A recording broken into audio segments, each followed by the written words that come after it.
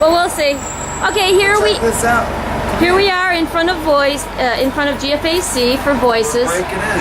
And this is what it sounds like when you set the alarm off. Yeah, this is underground. Well, it's slowly coming together. We even have a kitty to guard the front door. This is from the Montessori exhibit because they didn't take their stuff down, so we had to take it down for them. Now we're moving walls and trying to hang our art.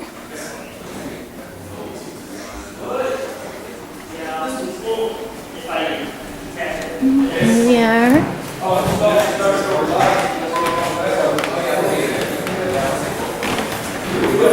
Here's our food so far. Ooh. This is what it looks like before. It's Terry. Here's Polly feverishly trying to arrange the room so that he can hang his art. And there's Ethereal. This is the guy that really is working hard. Look at that. All by him. He single-handedly moved all of these walls, actually. Well, except for this one, I had help with this one. I was trying to make it sound really impressive. It was. Yes. It was. And here's the man of the hour. Here we go, Justin. Justin is the coordinator of this event for Creative Alliance. What do you think so far, Justin? Are you happy with the event so far? Even though we're still setting up. Yeah, It's coming together. it's coming together. Yeah, we'll see what happens. It should be fun. Yeah, it'll be fun. It's always going to be fun. I mean, you know, no matter how it goes, I mean, as far as the logistics of it, it'll still be fun because we'll all be together. And here we are still taking down stuff from the other exhibit. Here is another fellow artist here, Marvin. I'm sorry, he doesn't want to be on the camera. To make sure I get his signature on a thing when I leave. Well, here's Brian. Here's Nick. How's it going? What's up? Doing these things. And you didn't get arrested, I see, even though the alarm was sounding. That was nice. We got away with it. We can get away with everything around here. You just got to act like you know what you're doing. Exactly. Right? Here's the exhibit so far. Not a whole lot. We're still taking down, slowly putting back up. Boy, this is impressive. Look at how big that is. I mean, this is a lot of shit on there. How is this? Oh, the photographs. Let me see. Oh, there's a painting too. I didn't know you painted. Is that your painting, Brian? Yeah. Okay, cool. I know you take photographs and you do. Those are based on Nick's poem here. Oh, is it? That's not Nick, is it? Yeah, that's Nick. It's Nick. Yeah. Oh my god.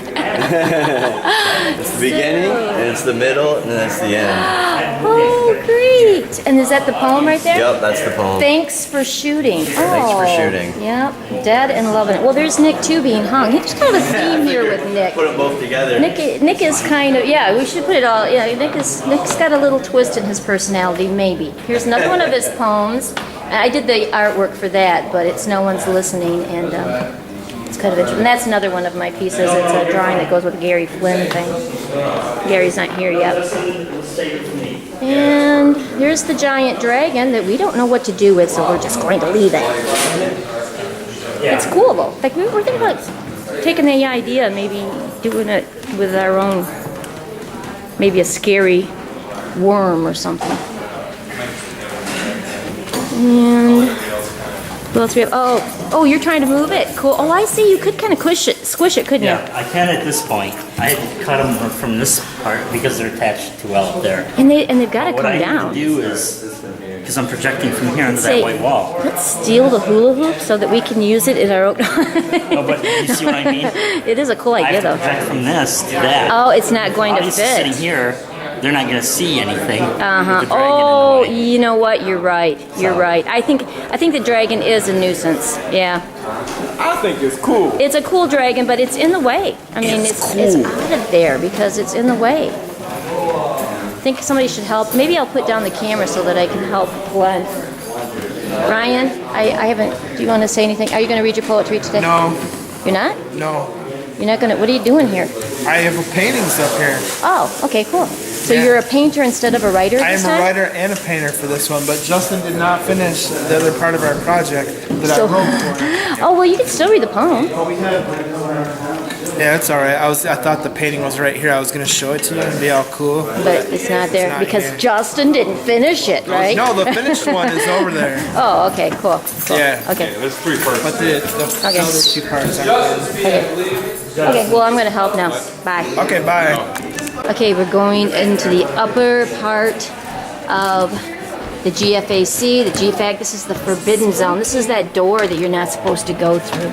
I'm here with Ely and Julie. Ooh, oh my God, we should probably leave the door. Wouldn't it be awful if we were locked in here? Yeah, we leave the door open so that we have a little bit more light. Isn't it cool up here? This is awesome. Then we have to go up one more floor. Two. This is the upstairs of the GFAC. Hope you can see it. We don't have enough light up here. Yeah. But this stuff actually isn't our stuff here. Our stuff is one more floor up. I'll show you. This belongs to GFAC. I mean, it's, I don't know, whatever they're storing up here. Ooh, yeah, isn't this cool? Like always, when Here, let's go out. Let's go look through these windows. Okay, we should start with that. I gotta get This would be good photography. Yeah, if anybody. Look at this clock. This is fancy. Minus the hanging voice. Okay, guys, let's go up to the next floor. Are you scared? No, I'm keep so pretend. scared. Okay. I like the smell. Dust. Mold. I don't know. Oh, it's brighter up here, though. Yep, the stuff there that used to be under the tarp belongs to CA. And the sandwich sign is that thing right there that you're touching, Ely. That's what I was talking about. Okay. Do you have wipe erase? Do I have what? Wipe erase markers? Well, we can use maybe some paper towel and wash it off. Look at that Creative Alliance dude, it's cool. We could just take the top part off and put voices. Well, you need a dry erase marker. Yeah, dry erase marker. Oh, well, can't we just get a paper towel damp and rub it off? No, to write voices. Oh, that's what I was wondering if you could use a regular marker, or it won't. Sharpie. You can't? Oh, you can't put that on there? It'll stay permanent. Could we use crayon? It won't be seen. Some white erase markers. Well, let's take it downstairs and figure it out. At least it says Creative Alliance on it, and that's cool. Hey, you know what we could do is just take off the top part and leave the Creative Alliance part on and put that out if we had to. At least that would tell people that we're Creative Alliance. Let me write voices on a piece of paper and we can tape it. Tape it on. There we go. Cool. Cool. Oh, Okay, you are a genius. Well, I think I got this pretty much videotaped. Ooh, oh, that's better yet. Do you guys want some hula hoops? We could take some of those down too if you want. Let people hula hoop outside. Let's take the hula hoops and the sign down. like jump over. That's about all I could do probably. If that.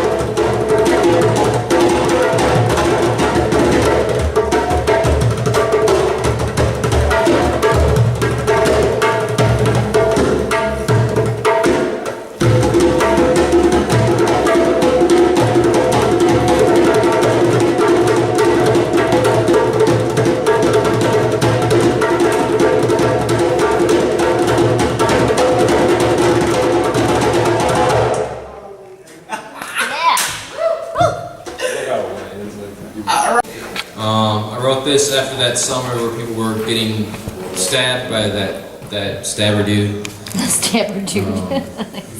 I don't even know if he's been. Has he even gone to trial yet? Like, honestly, has he even been convicted? That's what I'm saying. Has he been? Have they done anything but put him in jail? No. The system does not work. Let's face it. So it starts out like this. The indigenous are endangered, and the sprawl is known to swallow strangers like a jungle.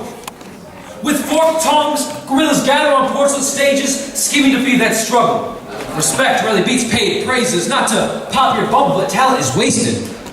Poverty's been hyped on true life, and a steady job involves selling hazes, born shivering, with thick-skinned coat of pride, a hide stolen by skinny-jeaned racists.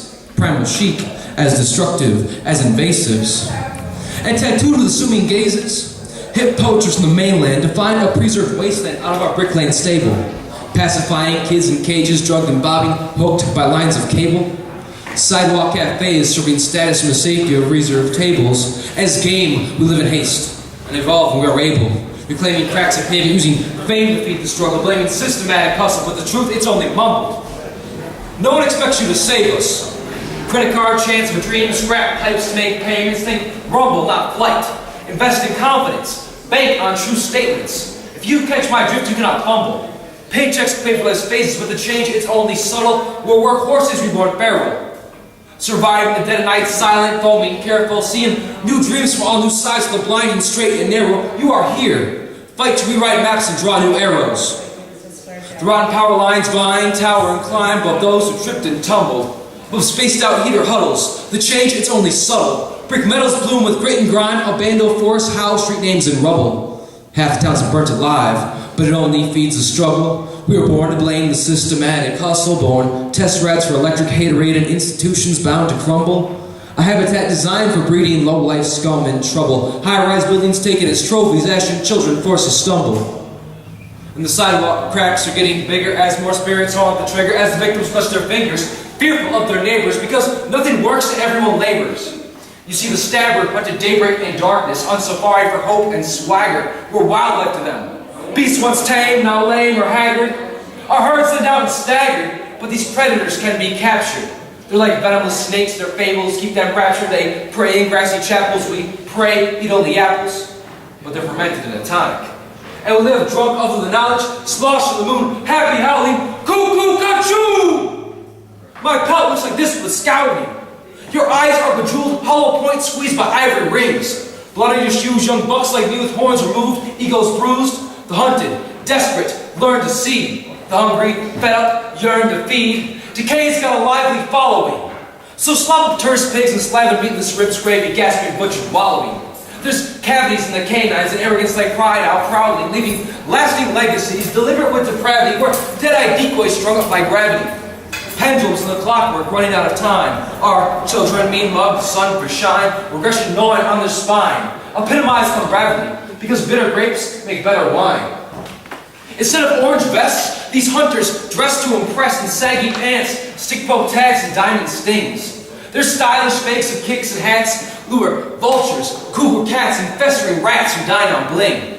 News of sweats deluge will wash away kongs and kings. Tile tourists splash, displaces more than beans and trash. Shoot camera flash to capture the speed of broken glass, shuddering. Imagination makes mansions out of dens of crack. Explorers all intact, bewildered, stuttering. Political correctness makes this mess less cluttering. Come on, raise standards, not rents. A toast to no bread and all buttering. Salvage is subliminal, the savage isn't simple. Forged bigger grimace and fangs drop below the dimples. Replenished as a cotton crop, stillborn in a chill spot, stuck on the scent of simple suggestions, why not? Upstage the contingent of contagion with the legion of lepers. Don't confuse spectators and speculators, climb the scaffolding of scandals, survive the ordeal for ideals, dig digital depictions as myth, play as pleasure, ragged as rugged, the margins as maternal, the dirt's bitter, fertile, mother's milk sickly curdled. We wolves wrapped in lambskin, chaos carnal post-bust, prematurely came. Mounted, romanticized, nutty, unnamed, red, rough around the edginess, and still most dangerous in this game. So that's that. Yeah.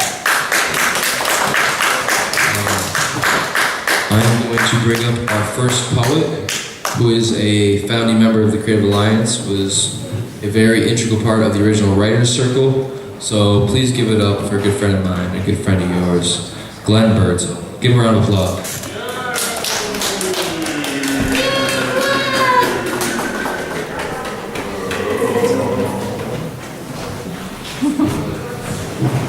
How's everybody doing? Yay! Everybody? All four of you? Yeah. How are you doing? Well, Jenny, how are you doing? I am doing fantastic. Are you? Can I get everybody's attention for one moment? Yeah. You don't have to pay attention to my stuff, okay? But I'm gonna start off voices with hopefully the support of Nic and Ethereal by making this voices dedicated to MCA, who died yesterday.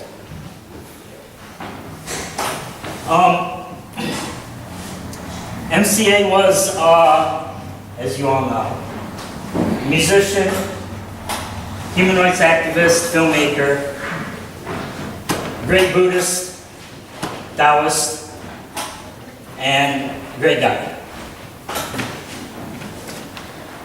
So, a few moments of silence for help me out, MCA. Tonight's for him.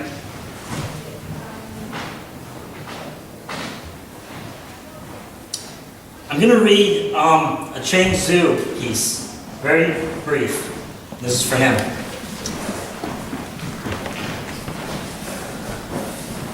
All right. The master had preached for many years that life was but an illusion. Then, when his son died, he wept. His students came to him and said, "Master, how can you weep so when you have told us so many times that all things in this life are an illusion?" "Yes," said the master, wiping away the tears while they continued to course down his ancient cheeks. But he was such a beautiful illusion. That's for MCA. Yeah. All right. So voices have been around for a long time, and it says the 8th annual. It's really not the 8th annual because we skipped a few years not doing it.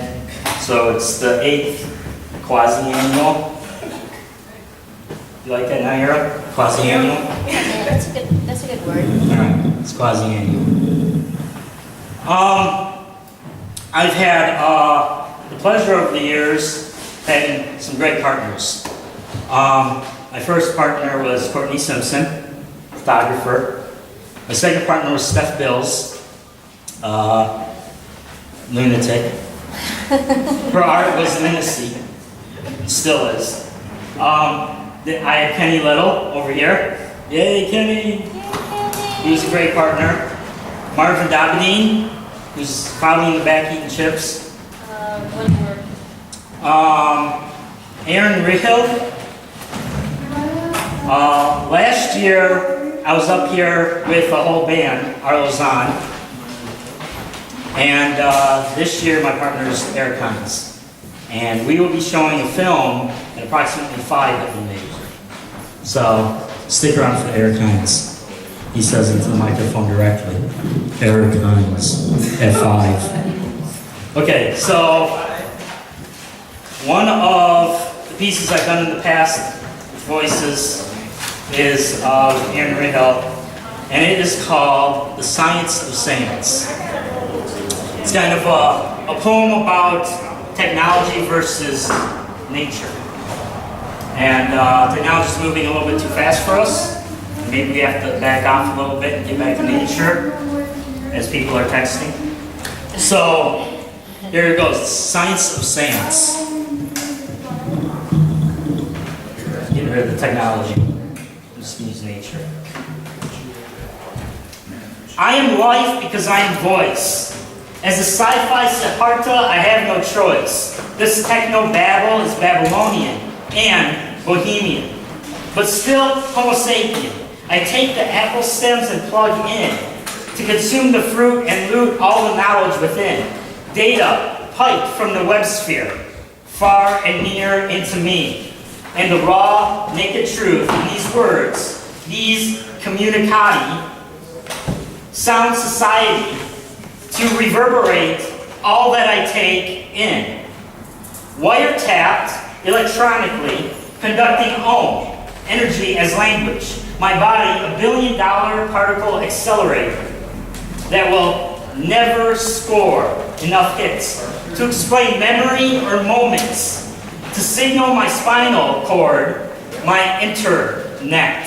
Vibrations, acoustic ohm, volume versus velocity becomes voice.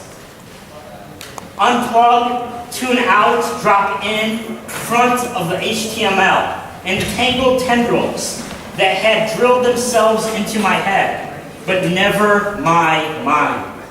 Storing information taken from the modem station, I break them from me, for silence is to be. I sat beneath the tree of life, so that the voice inside me could become tree. I sat rooted, my legs crossed and anchored to earth, to give birth to my new revolutionary urge, to merge body, mind, soul, soil-fed, sun-warmed, my hands to touch together, to gather all that I have inside. Trunk straighten, the leaves rustle above, soothe and flicker sunbeams' love, and the vines burrow into my mind, organically plugging me in, where technology did begin. Tree of life gave the fruits of knowledge new flavor. My life learned language, mourned the words on the wind. My voice synapse searched my database, pushing voltage current through my jolted chakras, leaving my molted tongue as my voice vibrated an evolutionary om.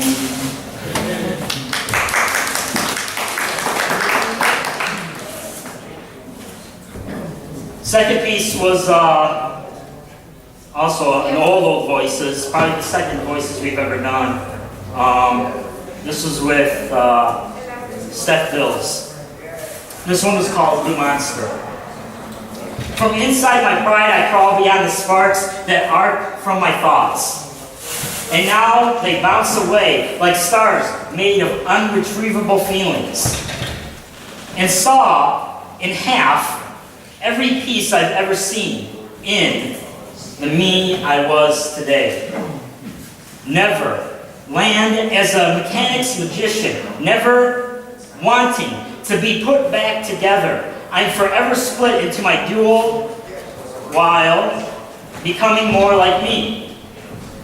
One whole being, shuffling through these moments. So I share a brain with my sameness. In the insaneness of the world that surrounds me, the same one that confounds me. So I uncompound me into two beings. One to hold the me that I need, and the other to take the brunt of the cosmos crashing in on us.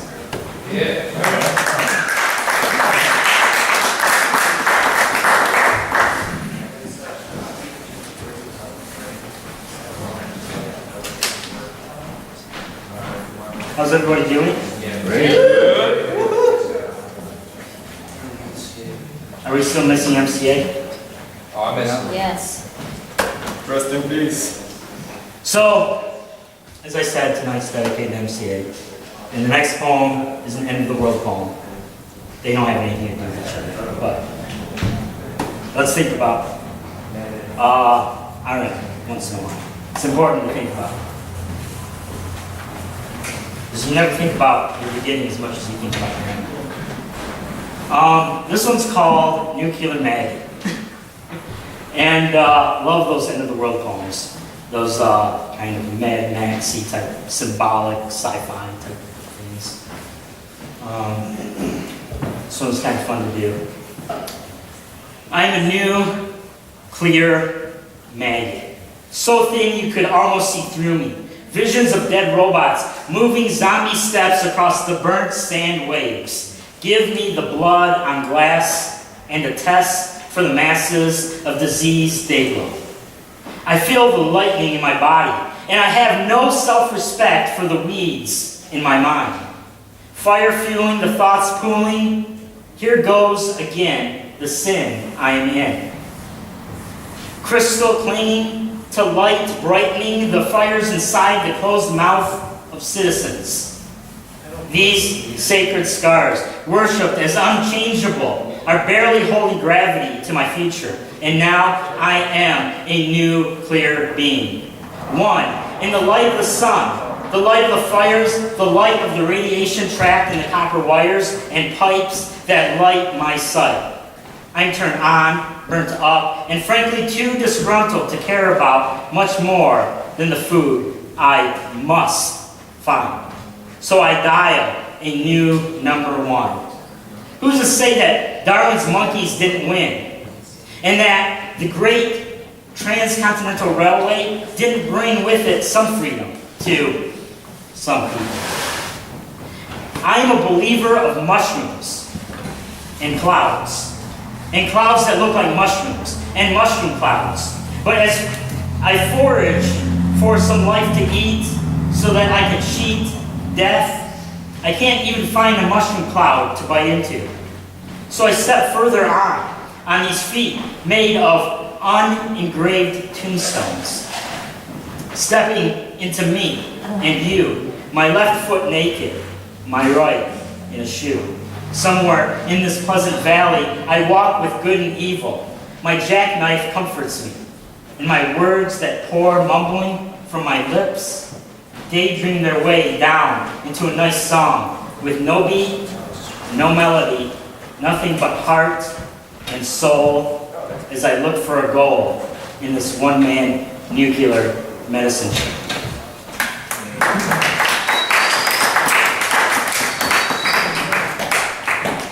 All right, thank you.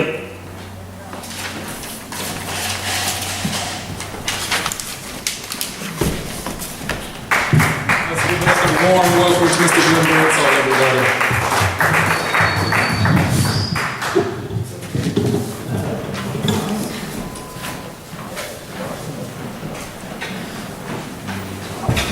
To hate makes me great, leaving my mind blank as I map out your fate. I'm the cartographer, erasing illegitimate paparazzi. See, there will be no stopping me. Talk is cheap and your own clearance. Marked down red tape is congressional interference. No flag on my play, call me KJ, I'm Kill Bill, and your last name's Lewinsky. Predator instinct grizzly, we speak, you listen. Learn your position and stay there. See, we're collegiate. Everyone else is still in daycare. Anyway, at this time, yeah, it's just a really short poem. Let's give our attention to Mr. Gary Flynn, ladies and gentlemen. Give him a round of applause when he comes to the stage.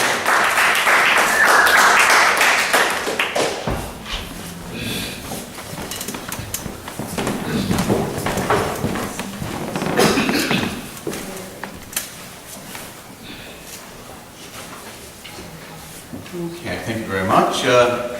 First, an apology, since if you're wondering when the next broadside will be coming out, well, when I heard last Wednesday, they haven't finished composing the pages yet, so I apologize for that delay. That's going to be a wonderful piece, which I wanted to write for a long time, ever since that multicolored coat you saw me wearing during the winter months at the Black Nights. Even though now the cold weather is over, hopefully, but that piece, when it finally gets published, it's called Gary and His Technicolor Dream Capote. So that'll be a wonderful piece. The following broadside, when that finally gets done, will feature the long version of the condensed poem that will be in the next Voices. That's what I'm going to read.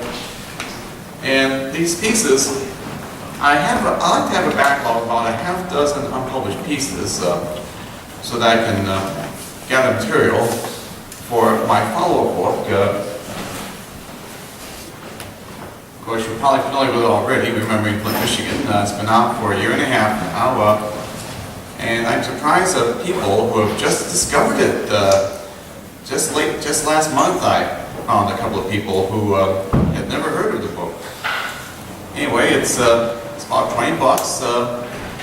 Got 5 stars on Amazon.com. It's available at most any place around here that sells books, as well as some gift shops like the ones at the Flint Institute of Arts, the Sloan Museum, the Flint Public Library.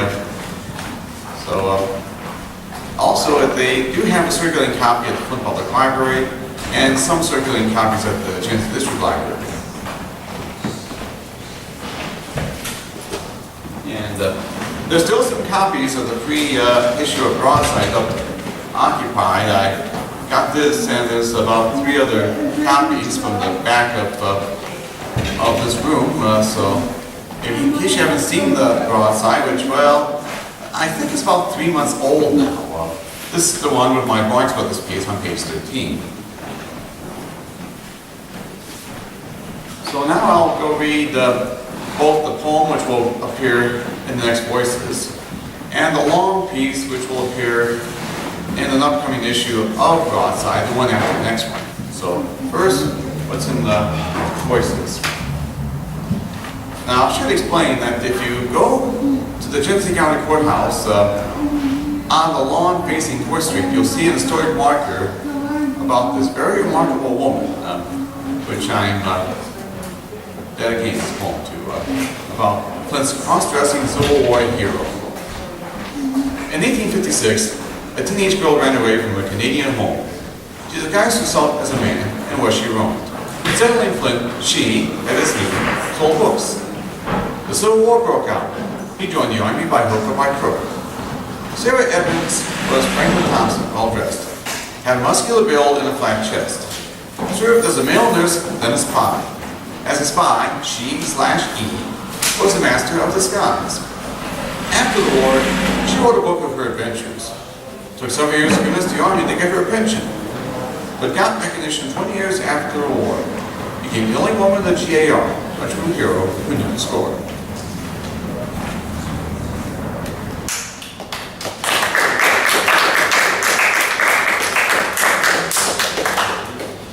The longer piece, which is 2 pages long, which will appear in the forthcoming Broadside.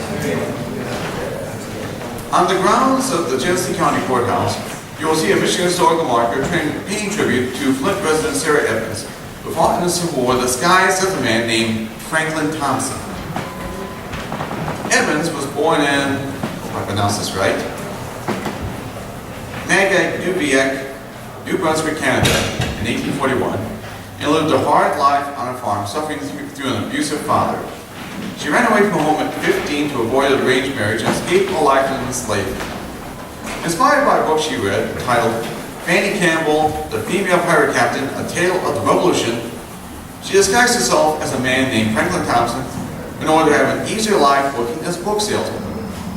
Fearing that her true identity would be revealed, she moved west and settled in Flint, where she continued to live as a male book salesman. When the Civil War broke out in 1861, Franklin Thompson signed up and joined the 2nd Michigan Infantry and was assigned to be a male nurse who saw action in the First Battle of Bull Run. As part of the Army of the Potomac, she/he also saw action at the Second Battle of Bull Run, as well as the Battle of Fredericksburg. She/he also served as a mail carrier and other duties of a soldier. When an opening came up for a Union spy, the adventurous Edmonds, as Thompson, charmed the Union generals who gave the new assignment to her/him. Edmonds was able to successfully pass for a man because of the muscular build she developed from farm life, and she was flat-chested. As a spy, Thompson was a master of disguise. The first disguise was as a black plantation worker named Nic Custer. Working as a slave as part of a work game behind enemy lines behind Yorktown, Virginia, she/he worked on Confederate fortifications, was able to determine the town's defenses, and make a map of the artillery placements which she/he hid in the sole of his shoe. She/he almost blew her/his cover when the makeup began to wear off. A crude mixed race joke and extra makeup allowed her/him to keep her/his cover, and she/he sneaked away to deliver the map to Union General George McClellan, who was thrilled. By successfully passing off as a man, Evans was able to live as a woman again by becoming an Irish peddler named Betty O'Shea. She returned behind enemy lines, selling pies and cakes to unsuspecting Confederate officers who unknowingly passed along sensitive information. In another assignment, she passed Rebel Alliance, Virginia, and disguised herself as a female slave cook who, with other slaves, provided rations to rebel troops and was able to overhear and document battle plans. In total, Thompson engaged in 11 spy missions for the Union generals. But in 1863, as Vicksburg was about to be captured, Evans contracted malaria. Denied a furlough and concerned that her true identity would be revealed in an army hospital, Thompson deserted and Evans checked into a private hospital in Cairo, Illinois for treatment. After discovering wanted posters of Franklin Thompson for being a deserter who would be shot if caught, Evans spent the rest of the war as an ordinary female nurse using her real name in Washington, D.C. hospital, treating wounded soldiers. She wrote a best-selling book telling her Civil War adventures titled Nurse and Spy in Union Army, published in 1865. After the Civil War ended, Evans returned to Canada in 1867, where she married an old friend, Linus Seeley, and raised 3 of their own children who never reached adulthood, and adopted 2 others. The Seeleys left Canada and moved first to Fort Scott, Kansas, then to LaPorte, Texas. But the effects of the malaria she contracted took its toll with the resulting poor health. 2 decades later, she returned to Flint and made contact with her former comrades who had helped Seeley in her appeal for back pay, bounty, and a pension, as well as removing the stigma of being a deserter. She began corresponding in March 1882 to convince the powers that be that Sarah Edmonds and Franklin Thompson were one and the same. It took a few years and several letters from her comrades in arms, and her commanders. First, for her service as an army nurse, a bill was signed on July 7, 1884, by President Chester A. Arthur, giving her a pension of $12 a month, but she still had the stigma of being a deserter. Also in 1884, she attended a reunion of about 90 former members of the 2nd Michigan in Flint, and her fellow soldiers found out that Private Thompson, whom they knew as an affable soldier, was actually Sarah Edmonds in disguise, which made news headlines around the country. She did not identify her regiment in her book, which explained why it took her fellow soldiers 20 years to discover her true identity. It took 2 more years, but finally on July 7, 1886, a bill was signed by President Grover Cleveland giving her an honorable discharge from the Union Army, removed the charge of desertion from the record, and settled her on back pay, bounty, and allowances. In 1897, she became the only woman member of the Civil War Union Soldiers Veterans Organization, the Grand Army of the Republic, as the GAR, when she was mustered into the George B. McClellan Post No. 9. Sarah Edmonds Seeley died on September 5, 1898, and was buried at Morgan Cemetery near LaPorte. At the request of her fellow members of the George B. McClellan GAR Post, she was reburied with full military honors at the GAR plot in Washington Cemetery in Houston on Memorial Day 1901. Yeah.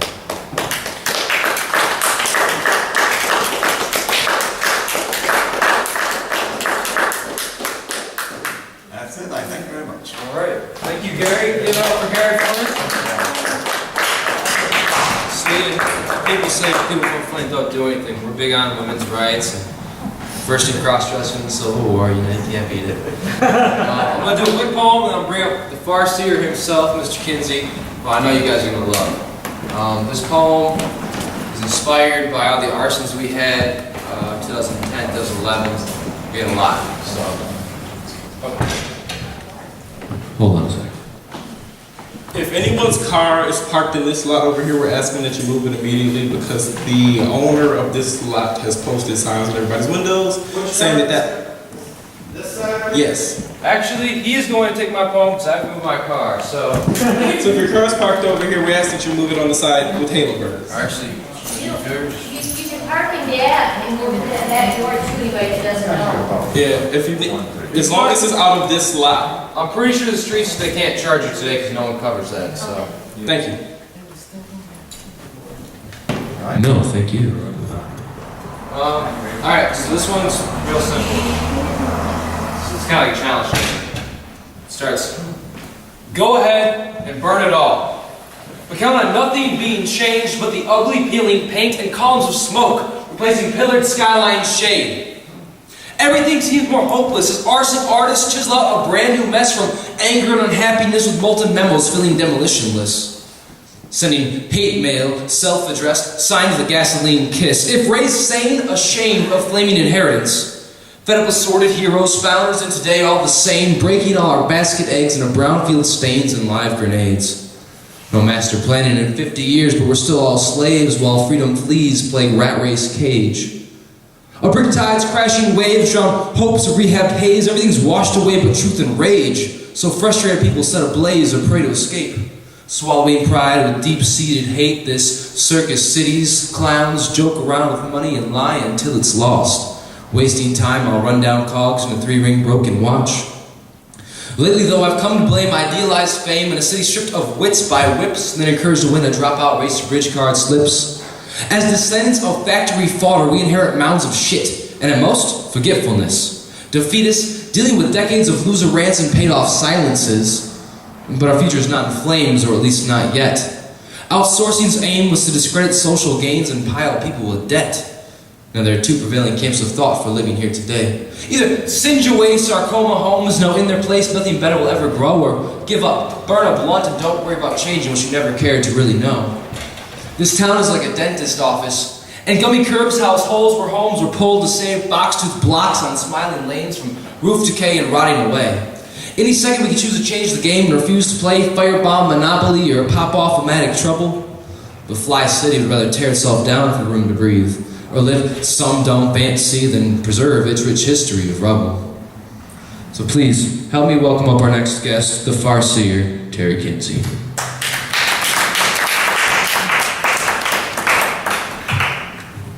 But before I do that, do you guys all know what the Creative Alliance is all about? Yeah, tell us. Oh well. Tell us. We are a grassroots arts activism and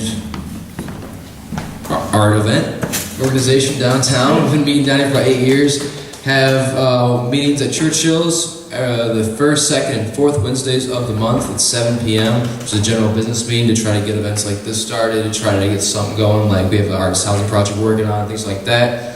Every third Wednesday, which is on the back of your Voices flyer, also we meet at Good Beans Cafe for an open mic, open canvas, open anything. That's free, it's 7 to 10. Everyone's allowed to come out and just have a good time. So, check that out. Without further ado, a little more ado. Tell them about, that we're going to put this video on the Flint Underground, so if they want to be... Oh yeah, and again, like I said before, if you would like to be filmed and put on the internet, don't just sign the top page for the open mic list, sign the bottom page for Flint Underground as well, and we'll get you on there. Alright, this time, let's really welcome up the Farseer.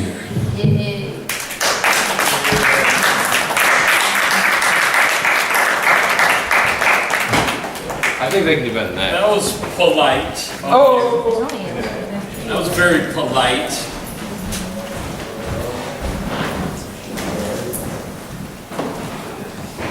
Where's Paulie? Is he still in here? He's right behind you. Paulie don't get no more. Okay. Yo, Paulie. Hurry up. So anyways, my voices partner is Ryan Bellows.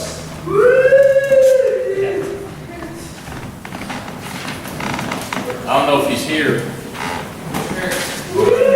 Right here. He's right back there. Give it up for him too. He inspired some of this work. 2 other pieces. Hey, Paulie. What you located where? So here's a copy of that list I was talking about. So check into that for me.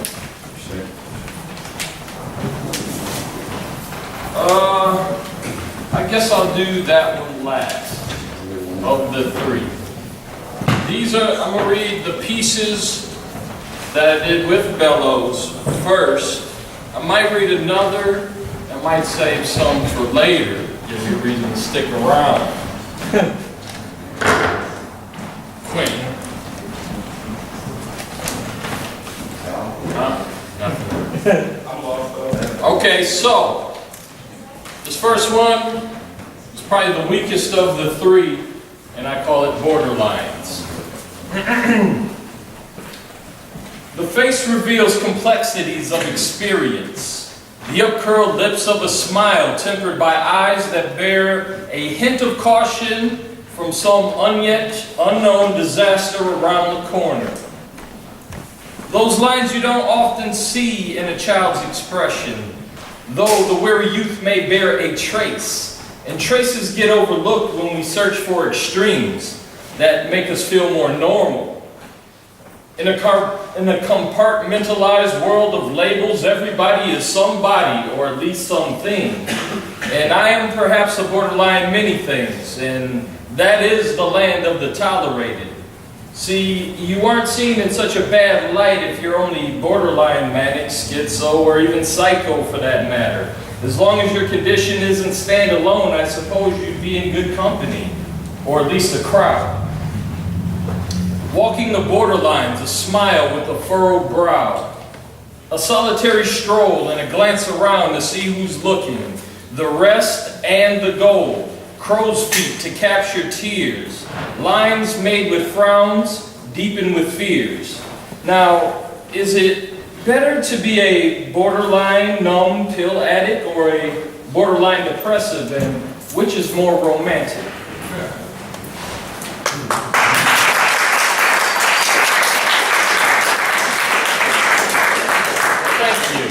Thank you. Thank you. This next one, I did that one I actually just did was like it's the wavy one with blue and purples in it. It's got waves and some lines. Well, this one is the red with purple on like a eggshell background.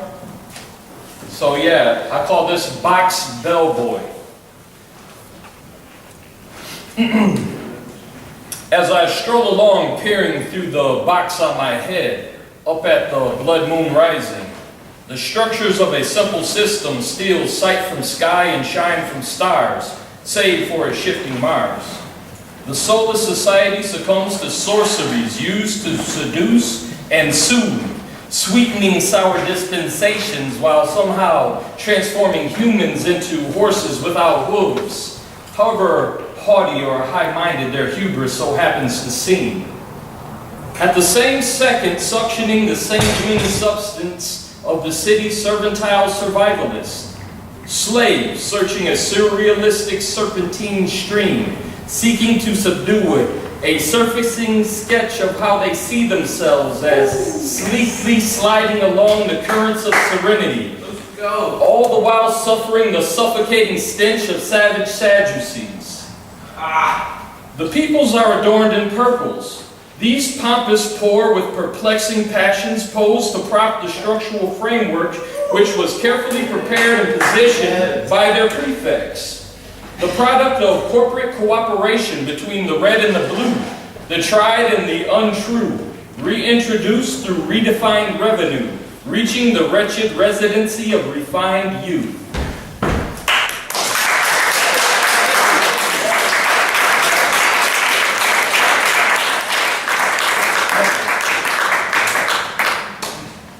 This one I'm going to get some drum style accompaniment from my homeboy, Yoster.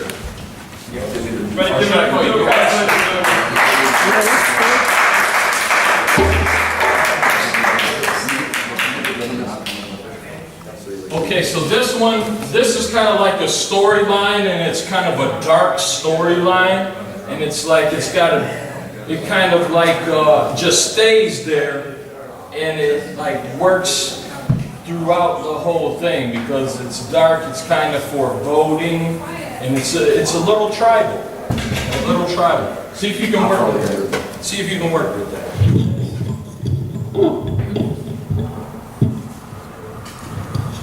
Okay. This one, this is the all blue picture, and like. For the last one I read, and for this one, what I did was I looked at Bellows' paintings for inspiration. And as I stared at them until my vision started to blur, and from different ranges, I was able to see different images. So, Everything I said in that last poem is something I seen or is related to something I seen in that actual painting. It's the same with this one, and I call it Troll's Folly. Yeah! Okay, the first one, he was inspired by my writing, so that was a pre-existing writing that he painted for, but he inspired this, so. There once was a water troll, lived in the water, grinning smugly, reminiscing over cattle he had slaughtered. For his creatures grew more weary when they ventured near the lake. For when the troll seen one drinking, that's a life he'd quickly take. Ever lurking in the darkness, like a demon most foul. A tall tale to the humans, watched closely by the owl. Outrun by the horses, he would dig in mud for frogs, and snack on salamanders somewhere out by the ball. When the troll got his fill, he would howl most wicked. His kind was the main reason that there are no wild chickens. There was one dreary night the troll was chomping on a bone. All around was total quiet, and he found himself alone.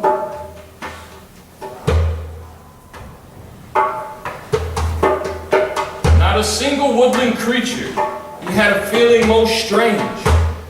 This was a new experience that clearly threw him in a rage. To and fro across the woods, even slashing at the trees. By himself he wailed in anger till he fell to his knees.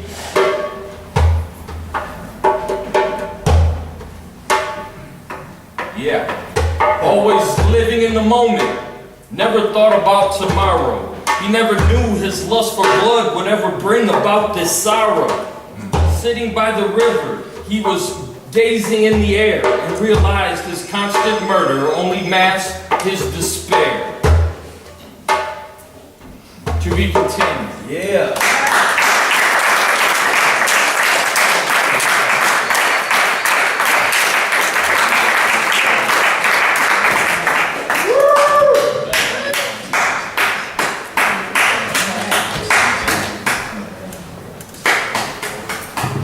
Ladies and gentlemen, at this time, we please ask that you put any electronic devices on vibrate or silent or another manner that will not disturb our performers. Thank you very much.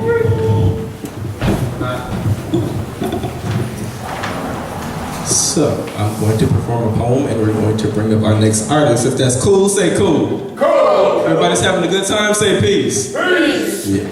Okay, there are more than 2 people in here. If everybody's having a good time, say cool. Cool! If everybody's having a good time, say peace. Peace! Cool. Hey, don't forget you're being harassed by Jenny about that ticket thing. Yeah.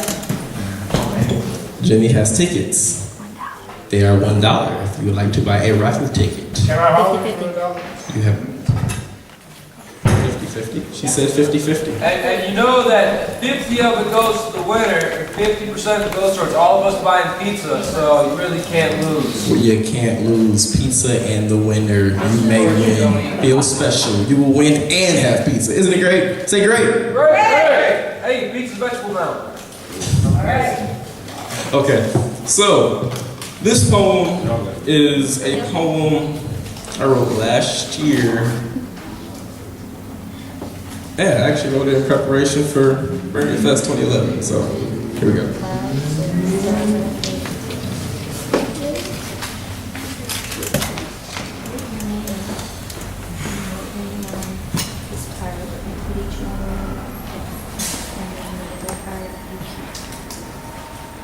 No, I'm not gonna do that poem. We'll do a different poem. It's okay. Okay. No, I wanted to hear that poem. Shut up, Terry. Okay. You'll have to read it in my next book. Words take flight. Words take flight through starry nights, leaving behind trails of hope for future generations. Opportunity knocks, but the cost goes uncalculated. You see, the streets are calling, and it doesn't take a nuclear physicist to hear. Her words are clear. They're audible transparencies, voices overhead like time is of the essence. So move quickly, come join Flint's army, for we are the finest fighting force, forcing you to put the funds to fly through flames and firefights fast forward. We'll get to the front line of your own funeral because death ain't always easy. But neither is living. And if life in this city was half what it was cracked up to be, then maybe I wouldn't mind. But at 20 years old, kids are starting to trade in kindergarten cooties for STDs. And you remember the calculators in math class, the TI-83s? Well, they're becoming AK-47s. But my 47 isn't ready for combat just yet, so I'll take it to one of our 19 closed shops and maybe I'll get it fixed by our Virginia Tech. Let him combine my Columbine with something real, like a 9.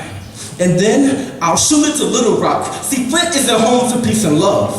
It's a war zone. And yes, Gary, this war is still going on with no microphones, but mega slugs and shotgun shells. 21 gun salutes. And some of these little kids own 21 guns they shoot on the regular. See, Flint's must be dyslexic because some of these little girls aren't even 12 years old. And she'll blast you at the end of your driveway for living a lifestyle that you've never known because you weren't man enough to pull the trigger. See, you can end it all. Just bow down and do one act of worship to the ghetto. Stop resisting BET pulling your strings. Just listen to Geppetto. Let him carve your innocence and he'll mold you into a real boy. And he'll name you Pinocchio. And he'll have you half believing that that is the right thing to do. And when you die, they'll bury you in a casket laced with Prada and Gucci. So when I'm on my deathbed, I don't want to be buried in a typical cemetery. Bury me under 6 feet of metaphors. Dress me in the finest silk of simple similes, and I want you to lay black roses on my tombstone. Better yet, you can cremate me in the ignorance and heat that people are currently calling the Waka Flocka flames of justice. See, B. Young had the right idea. I'll need a rock to flock the flames when I'm done cooking in Hell's Kitchen. So listen, I want you to hear the dirt hitting my casket. Then feel free to exhume me. Because at my autopsy, all of you will see that I've somehow managed to overcome the guns, knives, and morphine in my family tree, but you're not hearing me because you're still numb to the signs. Next stop, Flint, Michigan. Thank you.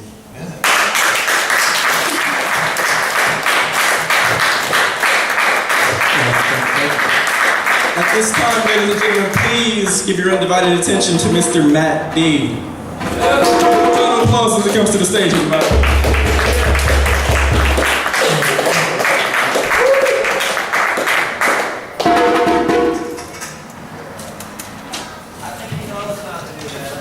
Hi, I'm Matt D. This is the piece I wrote about my vision's piece.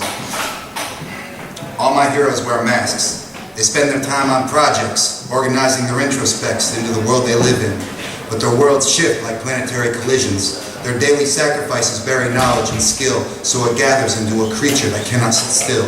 They flee to caves, fortresses, and hideaways. They cover the shame of their compromise with the purity they've earned, a mask they deserve to wear, a purity they've brought to life. My heroes wear masks because they live in a world of cowards. True freedom is always punished, and death is a game too.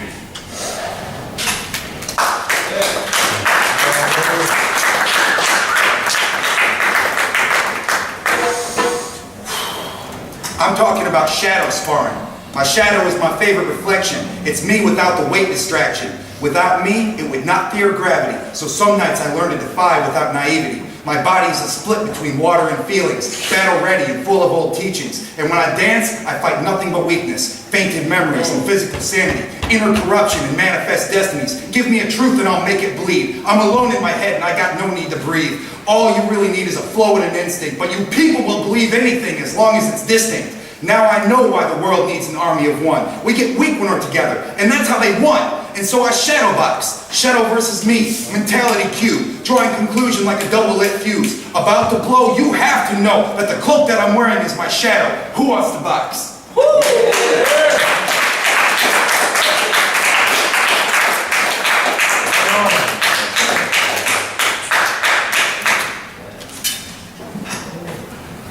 One more. Warning. Service is intended for uses pertaining to the demands and uses of value. Please direct, redirect, relocate, distribute, redistribute, and reassign all properties, whether they be of questionable origin or of unknown genesis. Give us now your daily values, for we will complicate simple with quality.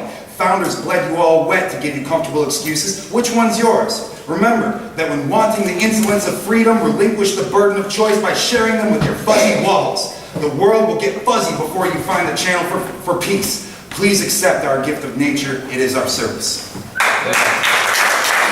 I'm going to read this poem because this Saturday is my birthday. Oh, yes. That's I have one birthday wish with candles on my cake. I wish to close my eyes with you standing by. When my wish is whispered, take me by the hand. Run away with me, anywhere away from here. Upon our return, still hold my hand. When I age, when my body aches from all the pain, still love me just the same. I have one birthday wish. I wish for you to love me with every year that I age. Give me nothing but your love.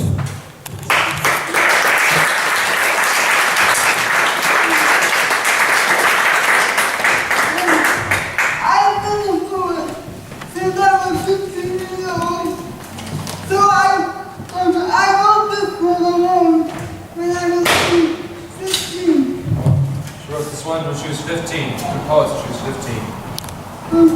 I love you. You will die. You will cry. You will laugh. You will be. You see yourself. No one else sees you. You were born. You reap. You treat. You do everything alone. So why do you want someone to hold?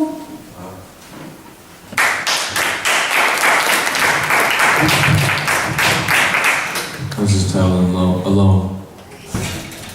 Alone you sit, alone you are, alone you will die, alone you will cry, alone you will laugh, alone you are bitter, alone you see yourself like no one else sees you, alone you were born, alone you weep, alone you sleep, you do all these things alone, so why do you want someone to hold?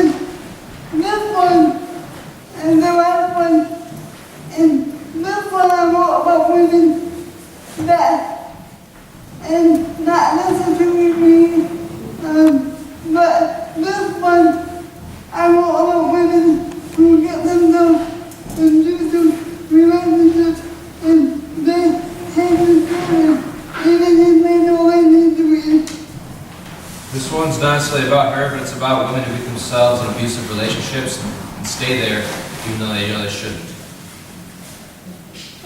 I don't hate you. Yeah, there are so many things I don't like about you.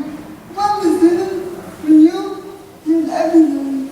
So much so that I can't be a woman. I'm too beautiful for you. Right now, I am a beautiful disaster. You made me that way. You don't want me to have another man. Oh well, I want a new man. Holding my head up high. Knowing I'm good and taking grand. Having a chicken here to be loving you. I am too beautiful for you. You made me a beautiful disaster.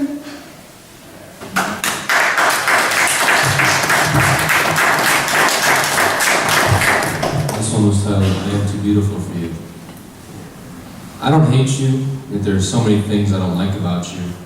One decision for you changed everything. So much so that I can't be your woman. I am too beautiful for you. Right now I'm a beautiful disaster. You made me that way. You don't want me to have another man? Oh well, I want a new man. Holding my head up high, knowing that I'm worth a second glance. Having a second chance to be loved again. I am too beautiful for you. You make me a beautiful disaster.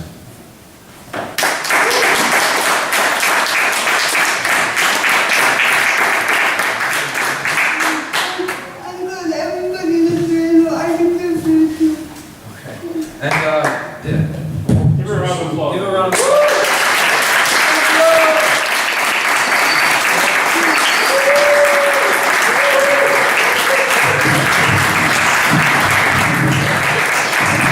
And if you'd like to hear Angela has books for sale, Heavenly Poems, available for only $5. Only $5. Wait. When you're at a venue and an artist says they have a product for sale that they're doing on their own independently, we have to support local artists. You have to, or else you gotta go. Or else you gotta Yeah, leave. Like, you have to leave. Why else are you here? So No when nachos for they you. have something available for sale for only $5, you say, Only $5. What a steal! Exactly. So if you're interested in this book, get it Angela. She will be here. Beautiful poetry, Angela. Thank you. Thank you. Real quick, we still have an open mic list going.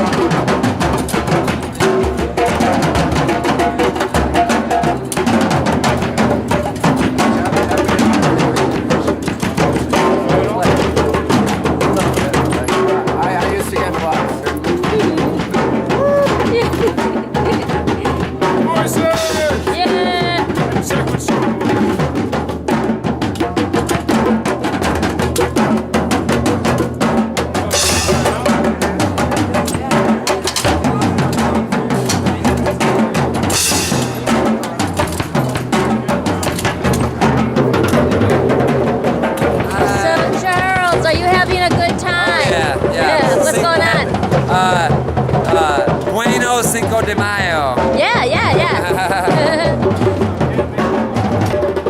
You gonna do a dance for us here, Nick?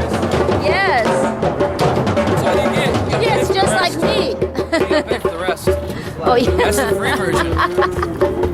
Oh, really? You ever see the shoot.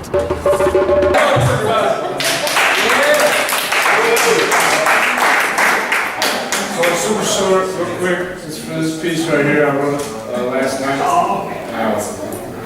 This is one of Polly's pieces. Just, something. Death, a fiery masterpiece, an absurd metaphor chiseled into some glorious passion, a mad canvas, widely sought after. Shimmering blue silhouette surrounds me, slightly psychedelic. Mother cries, waste no love, waste no pain. Perform bold, angry, heartfelt, original song to capture your momentary impression. It's a real symbol of creation.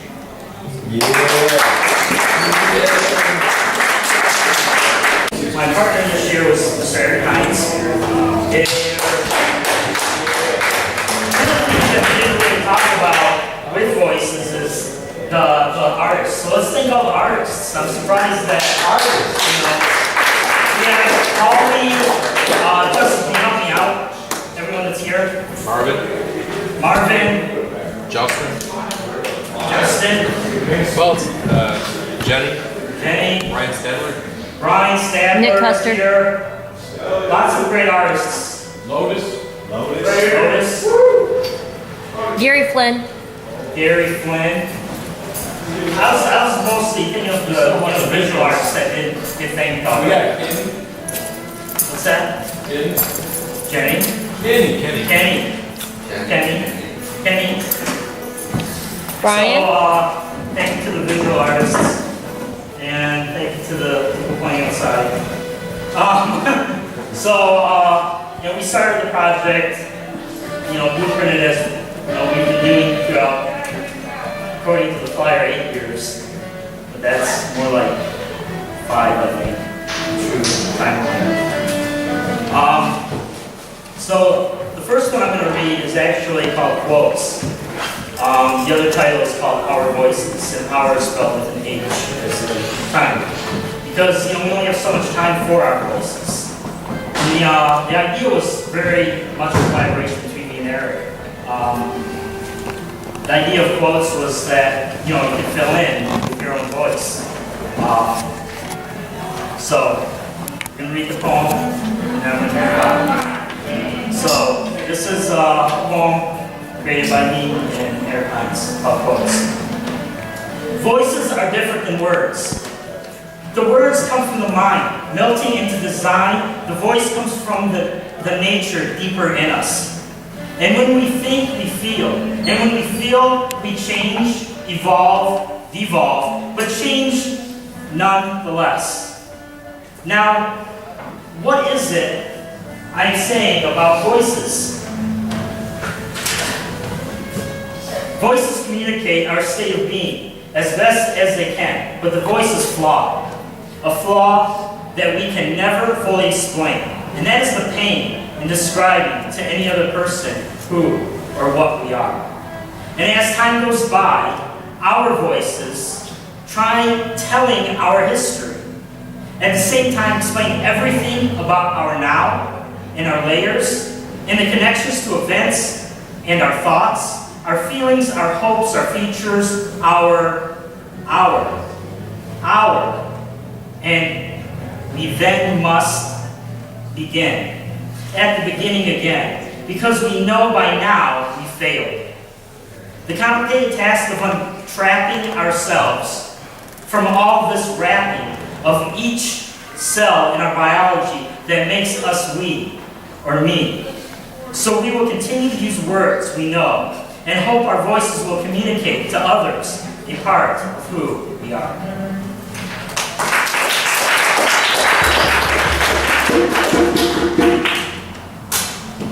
The next one we are going to do is called The Data Around Every Atom Mentioned.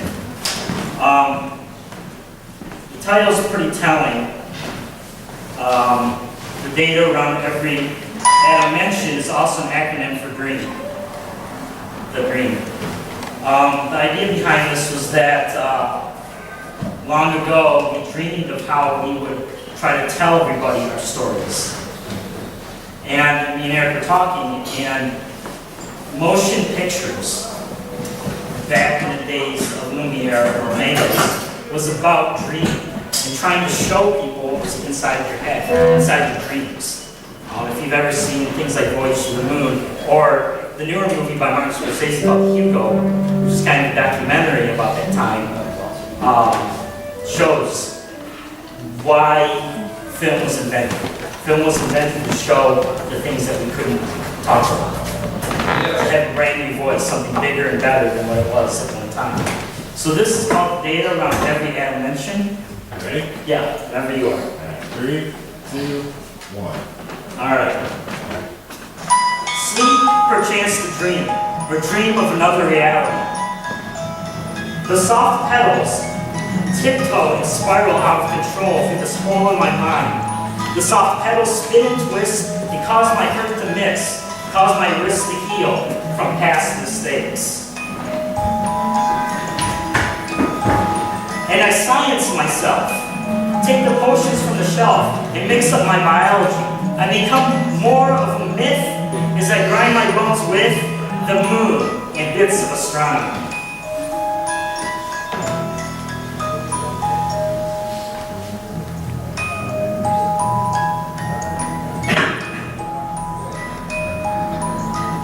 The flowers billow into clouds, and still I wonder how they look so full and peaceful. The flowers burst out the colors, gradually become the collectors of our desires, gently take in the fires of youthful symmetry. On both sides I carefully sleep, though I am no longer tired, I am newly inspired to find a bit more of me. These petals work as hands to reach, as I search with bluish deep, passing by the last of sleep.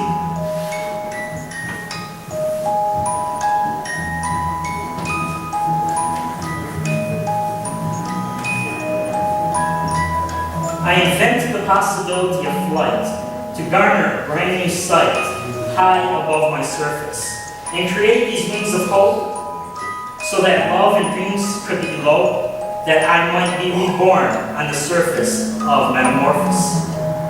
The soft petals tiptoe and spiral out of control through this hole in my mind. The soft petals spin and twist and cause my hurt to miss, cause my wrist to heal from the past mistakes I can't seem to conceal anymore. And so these flowers begin to unfold, to break from the stem's mold, and with bright tales told, twist these dreams into a bouquet, telling this right at this night what my sight might say. The flower continues to dance in this trance I dream of dreams to stay.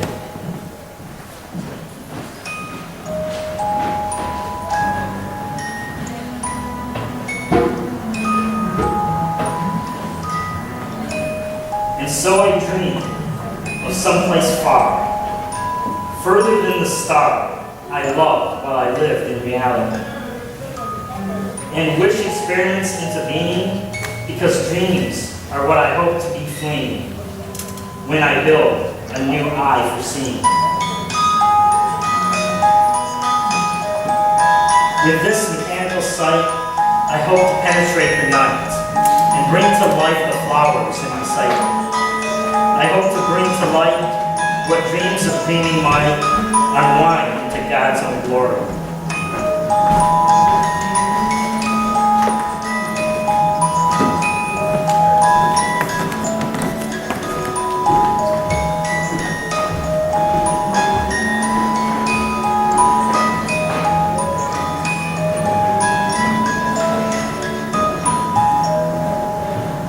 Move on our nature. Move on our nature. Whoa, that was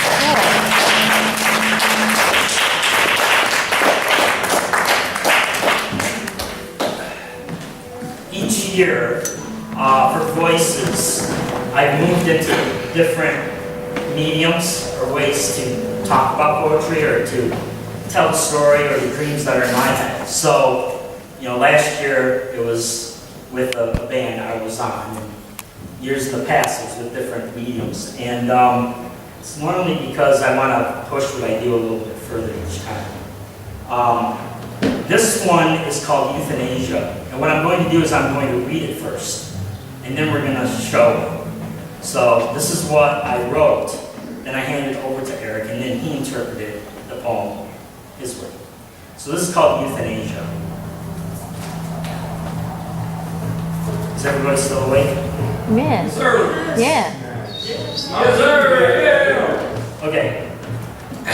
Stir. Oolong tea counterclockwise to turn time backwards. The water spirals down bits of moving, the motion sickness. Funneling my life into this one pinpoint moment. I take my small finger and lightly touch the rim, moving it around, traveling. Sun's path around Earth, piquing magic's interest, while the steam covers my tearing heart. Hills lined up like the subway cars that carries me from school to home, from home to hustle. Each hill containing worlds of lost possibilities. So many unanswered, untouched maybes. No careers, no more movies, no boyfriends, no songs, no babies, no husband, no proud parents, no more trips to Roppongi Hill to look in the windows and let fantasy futures take flight. 7 manga books and my signed copy of One Floor of Cruises lay at rest on my desk, waiting for the next little girl to read. My mind looking for conclusions to events that feed my sorrow until the breeze burrows my thoughts through the window, trees outside, in my hair, duet and waves, droplets of numbing, solutions and none of the words I've ever read are helping at this moment right now. Ribbon around my wrist to remind me to go through with it. I'm no longer darling to myself. Posters taken off the wall and rolled up neatly, sitting on the floor in the corner of the room. Tubes like the ones I used to look through to see a narrow, more contained reality. The dark rim and the sight focused into round vision. Perfect. Perfect for a child. In the poster, pop stars removed from the walls so their peering won't be steering my thoughts away. No judgment. I laid my school uniform out at the foot of the bed, empty, the clothes were dead. I gathered the subway cars into my hand and swallowed them, sipped tea to travel to a different land and sleep through the journey so that I can wake up in my new, clear destination.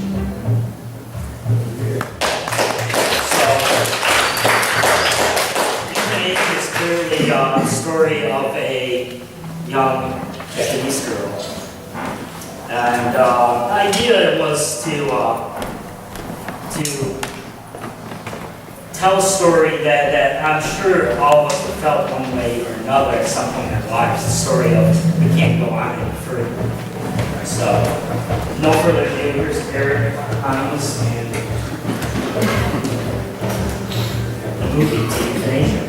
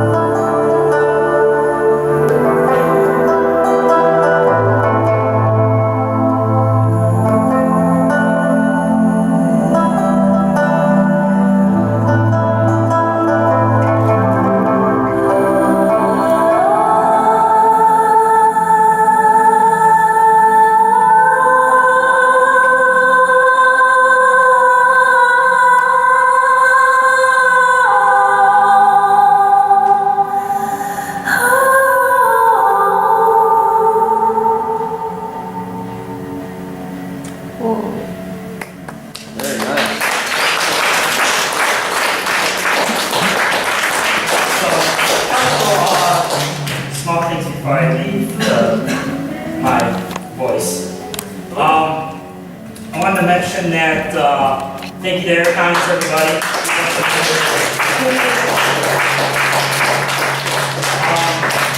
And the one thing that, you know, we get up and we do the poetry and the open mic is like a big thing, but this event really is fueled by visual artists, so please give it up for all the visual artists. To me, it feels like and I want you guys to know that you don't take a back seat, that you really do fuel a lot of what happens with the writers. And the reason for 6 years ago, me coming up with this scheme, literally sitting, you know, at, I think it was the Loft with the other writers. The idea was that forced collaboration brings much more out of each one of us, I think. So work with other artists, talk to them, find out what they're doing, see what you can do with them, or see, you know, how you can maybe help them achieve what they do. Also with this last piece, if you guys could give it up for Desiree.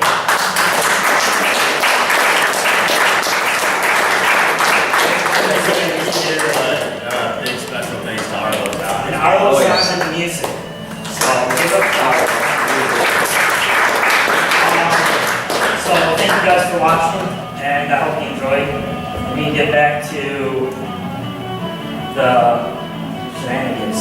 Shenanigans. I got the shenanigans. Give it up for shenanigans. They're very, very good shenanigans.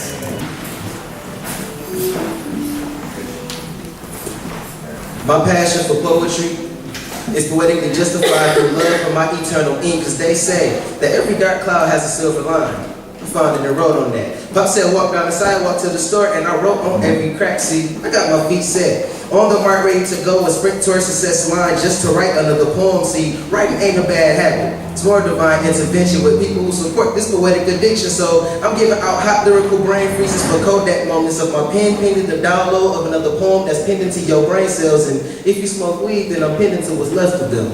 See, I grab all letters of the alphabet, and this alphabet, you all letters jump in line to create my mind's rhymes where my pen is on the line and they all chant MVP, cause my pad is the court and I got the ball, that's the point of my pen, so everything I'm shooting is going in. Call me Poetry Brian. You can't jump high enough to block my lyrics, and I saw this vision as each line was written so I can keep spitting. But for now, I'm just building, drawing the blueprint, but it won't take me 3 to get there, cause I got professional lyrical architects helping me build the foundation. Yet it's people claiming that they the bomb, but I still yet to detonate, and I ain't sweating them at all, cause I write fast with the speed stick to give it that old spice while I be accent on them, cause I'm too suave to be just man, so can't you see how fresh I am? And if you can't, it don't matter to me, cause I'm chasing all my dreams. It's grind over matter before you can get to glory. So good morning, Cloudsville. You're not rocking with the weatherman, Drizzy. I'm where bad weather started at. See, Katrina was just me sneezing. I'm only getting stronger. This is only the beginning. I make it rain words that'll get you wet no matter how many umbrella Ellas you get. I'm getting everybody ill with this. No chicken soup cause I ain't watered down. See, half of the things I wanted to do, I did it. It's old now. I got new things that I'm working on and I feel I'm getting better cause I'm already strong. But this is only the beginning. So keep your eyes and ears open for the soon to be legends. No question, unless you asking for it. I'm Superman and the S on my chest stands for what them boys is lacking. Since I'm faster than any speeding bullet, when I take off I'm barely seen breaking off at faster than supersonic speed. Light years finna have a hard time keeping up with me. I'm Drizzy, you gotta do the rain dance just to see me. And I know I said I was gonna stop at 3, but they call me almost famous, so who would I be if I was to stop, metaphorically speaking?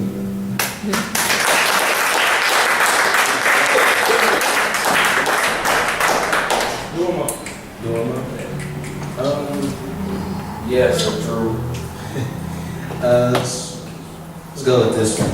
It was pretty noisy earlier when I got on stage, and I just want to do it just because. You ain't listening. So hear this to see if I get your attention. See, I'm finna peel your muffin cat's back blue. Make you choke on these words just to see if you turn blue. Hope you sneeze just to see if one of these real poets says bless you, cause it seems that your mind is too wrapped up around boosty raps wrapped around your eardrums, claiming that you gangster, not hearing that you sound dumb. Your ignorance is irritating to intelligence who speaks intellect to incite and inspire you. In your brain dead lines, you adolescents need to take these lessons just to see what a real adult looks like. Cause your arrogant minds reminds me time after time of me.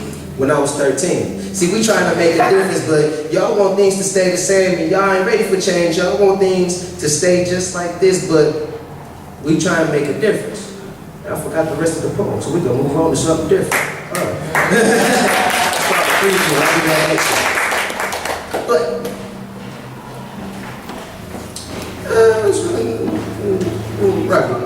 rock with this one. How's that lie working for you? Did it go like you wanted it to? Did you think that you was finna trick, Drew, fool me to believe anything that comes out your mouth, you full of it? But if I walk away, you be another chick chatting, niggas ain't shit, but why let myself get that far when I already see where this is going? See, life signs said traffic jam ahead, and I'm making sure I get off on the next exit cause you not finna trap me. Have me bumper to bumper with all these other cars trying to get to your amusement park when I already rode your ride, but it amuses me how you think I'ma park my pen to please you. See, I didn't think you would be as dumb to try to make me walk down her street, but really, we ain't all that connected. Cause I don't internet date. Now y'all just put the connection with internet, but y'all know those chicks that be in the club with them fishnet stockings, call those one-night stand chicks, therefore I don't internet date. I enter the mind state of a woman who knows how to say, wait, you can't claim you want to be with somebody, be content with being a fuck buddy and talk future relationship. Because toward a heart that's been broke, that's not fixing it. That's just helping the dick stay up to par between your legs, and that's all you ever wanted. That's all you ever call and ask for, but wonder why I don't call just to talk no more, so nobody told you. You only get out what you put in, and I won't bend those rules for you just because I'm attracted to you. Notice I said attracted, not in love. I built up a wall around that, but you saw it as a speed bump, but ended up being a crash test dummy. You can't run over me. I'm not Ray Charles to your bullshit, so make like your legs and split. Because I see trouble coming, and I'm trying to do something better with this little light of mine shining through my notebook, but you say that I write too much, and I need a break. Nah, you need to wake up and accept the visions that I set for me, and you wasn't in them, so you're not in need. I just thought it would be nice, until I heard how much thought you give to the person you swear up and down you tell everybody about. Bitch, please, sit in my city, see my friends, and then all of a sudden you remember me, but then you say you forgot, but you didn't forget that guy that you was out to eat with, because I wasn't supposed to see it. But it's okay. I thought about you enough to write this, and it's no diss because I could be overthinking it, but at least I'm thinking, doing something smart, and I hope I get a better grade on this than you ever will on the school test, because I took notes in life lessons. Before tragedy strikes, head in the opposite direction. I direct your attention toward my backside. Kiss it and insert me, walking away here.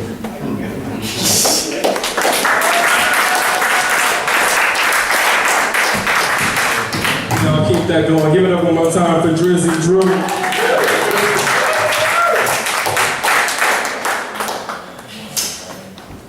In this place, the walls of a 6x9 outline the universe's sequence of secrets to bend and mold you back into what society says we should be. But in the words of God's Son himself, we should be revolting, rebelling, not believing that we are incapable of undying. And undying love leads some to believe that there should be a 44 Magnum on the nightstand, 3, 5, 7, and a bullet a day keeps the strangers away, and that makes 1 week. And one day, Pro said he would snatch the sun out of the sky with his bare hands and squeeze them across dark lands paved with quicksand-colored concrete. The teeth of the K9 are designed to drag through more than flesh alone, and these dogs lurk in your home, but you don't see them because you're the one who invites them in, allowing them to dig up memories you thought you'd never see again from a time before when enemies were still friends. Before you decided to go your separate ways, even though you know that you'll only stay alive, sticking by each other's side. Because pride is every man's downfall, and arrogance is often mistaken for conviction. Just ask Ed Wilson, who unearthed and rehearsed the game record's pen name should have been due to the mortician. Is almost mortifying to realize that the only difference between your land and my skies is a line, or rather the 4 lines that make up the sides of a 6x9. Thank you. At this time, we are going to bring to the stage the wonderful, the magnificent, the lovely Solution, the poet. Thank you.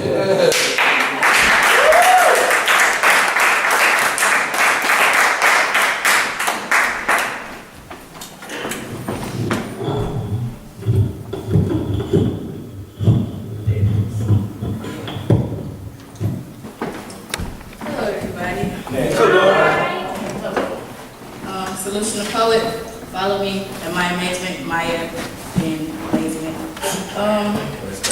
This piece right here, I just wrote it a couple days ago. Bear with me for a second. Newbie.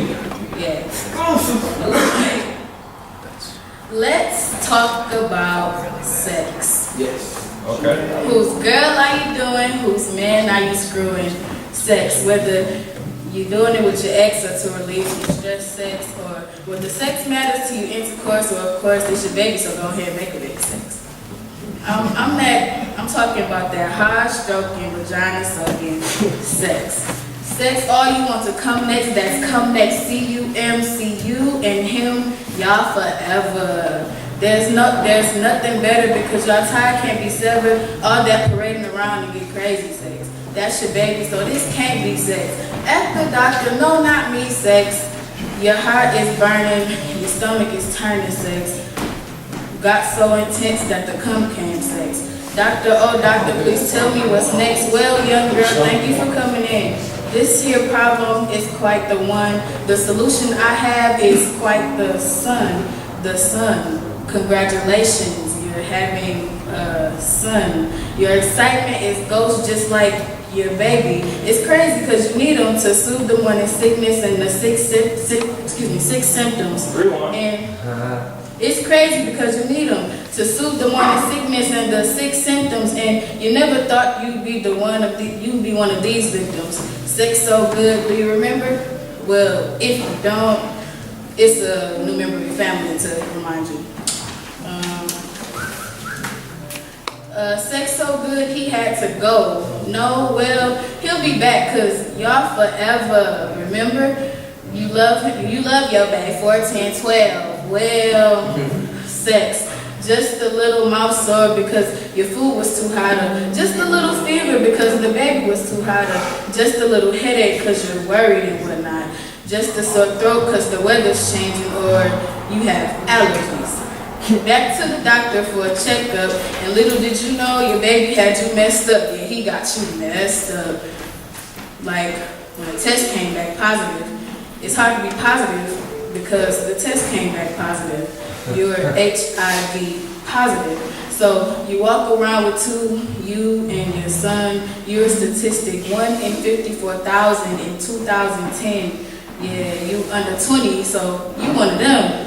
Pregnant, positive, and alone. Forever alone. Now, this boy that sex is so good with is infecting the whole hood with HIV. In the course of this poem, the word sex was used 19 times. Multiply that by 1 million, and that's how many people in this region have HIV. So, in the course of this poem, about 100 people was infected with HIV as well. That's a cut a Band-Aid can't help, so let's help ourselves, and wrap it up. Thank you. Yeah. Next up, one of my homeboys, a poet, a writer, an artist, a celebrity in his own right. Give it up for Mr. Deontay Osayane. Everybody make some noise.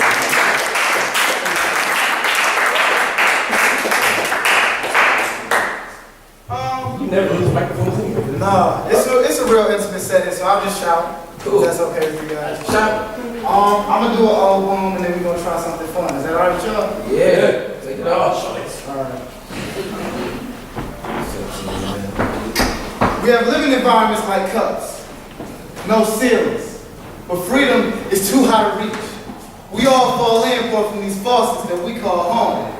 But these transparent bonnets will break and the structure now nested will be contested by the crystallized waterfalls of Neptune. Waves of revolutions that people crave will come and change its tides. And I confide in the tides because underneath the icy depths is where we seek deferred dreams. There are those incorrectly caught, cuffed, and caged like lobsters. Rubber bands in their hands, clawing to contribute other than selling contraband. And with our tridents, we try and get that which chips at our serenity. Sending out a call for help in an SOS. See, societies often support Struggling over surgery, shipping our saviors, sending out soldiers, stealthy orchestrating, stealing, suicide of self, saturation of sex, segregation ongoing, secretly selling our souls, spies, openly spectate, something of substance, serving open speculation, structurally operating, searching successes, opposite sins, schools, organizing separation, steering occupation selection, smart or senseless, singer or sports, simply ostracizing students. Obsidian oceans offer opinions that are oppressed, orbiting in organized obscurity, imposed by foes of knowledge and seafarers of politics. These captains of linguistics sell our business relationships. These are the same men that shot King, Malcolm, and Kennedy. They continue to control the tunes we originated with our thighs and hands. So now we can communicate with Neptune's marine blue moons. Now, we're stuck somewhere in the middle passage. Massaging messages passed over 300 years ago. Started with the men of a culture. The prisons took half of that, trapping them until death like a torture rack, and no compliance was given, so the torture Iraq took the resources needed after each and every attack. Don't teach the history that that's what we lack, and once it's gone, we can't have it back. Put lies in place of the missing facts, we can find sacks of that. Tell kids to focus on teams with no quarterbacks, so they never wonder where their leaders at. And then they get called terrible to the backwards masses.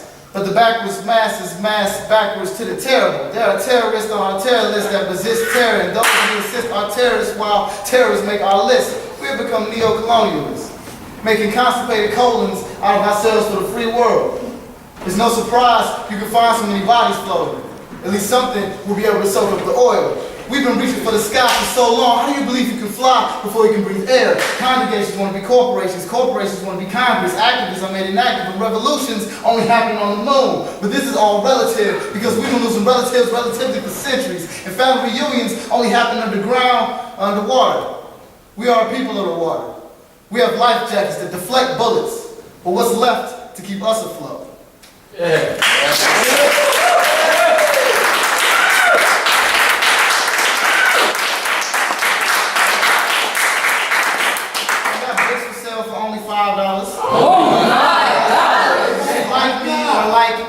Of me like eating and continuing to live as an entity on the earth. You should help me out. How many more poems I got? 1 or 2? Okay. So we're gonna try something new just for y'all. I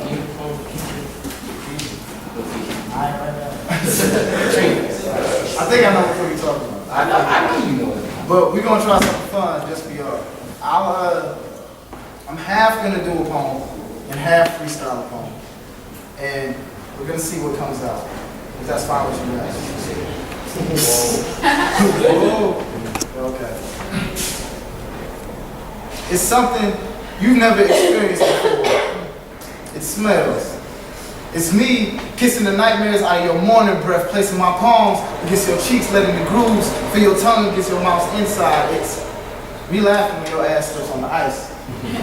I fall on purpose just to join you, but you never know it. It's burying my demons in the vegetable garden, not getting angry when the children we one day have don't eat their vegetables. It's me giving you that last slice of pizza when we both know I'm a fat ass, and neither one of us eating at all day. It's remaining quite quiet because that scowl or frown on your face might have everything or nothing to do with me. It's you being the cactus within the desert of my heart, nourishing every single bit of me, and I still hold on to you no matter how much it hurts. It's you being the greatest painting I've seen on the wall of my soul. You remind me what it's like to stand on the moon for the first time. There is no gravity in your embrace. It's you convincing me to lynch myself on the dreams that I've given up on. Because I would never need any more air if I can't speak to you for another day. It's feet intertwined like headphone cables, the music of our shared heartbeats, hands held tighter than an infant's first grip, as certain as those first steps that neither one of us can remember, because trust is a bridge of wicker and wood. It shakes, but once you're on the other side, it was all worth it. It's trying something new. It's sacrifice. It's forsaken. It's patience when I'm a terrible doctor in a mental waiting room for emotional surgery. It's admitting that I'm wrong when I'm wrong. It's a glacier of issues headed down a river in your direction, and I give a damn because I don't want to see your face flooded. It's you reminding me of a mistake I once made. It's me not making that mistake again and letting you pass me by. It's what you deserve. Everything.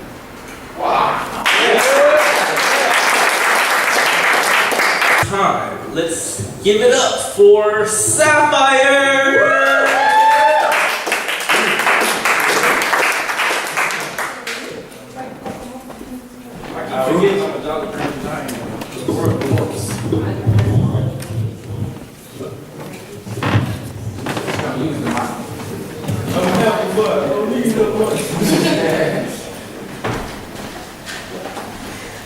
She's superficial.